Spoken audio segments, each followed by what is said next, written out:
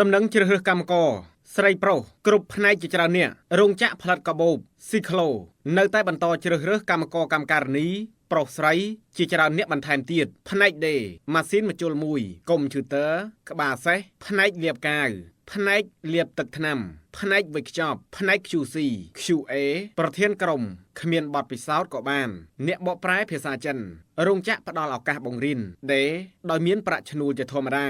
រោងចក្របានបន្ថែមអត្ថប្រយោជន៍សម្រាប់កម្មករចូលថ្មីទទួលបាន$30បន្ថែមសម្រាប់អ្នកណែនាំកម្មករម្នាក់ទទួលបាន$30ជ្រើសរើសចាប់ពីថ្ងៃច័ន្ទដល់ថ្ងៃអាទិត្យចាប់ពីម៉ោង 7:00 នាទីព្រឹកតទៅទីតាំងផ្លូវជាតិលេខ44ភូមិបូរីកម្មករ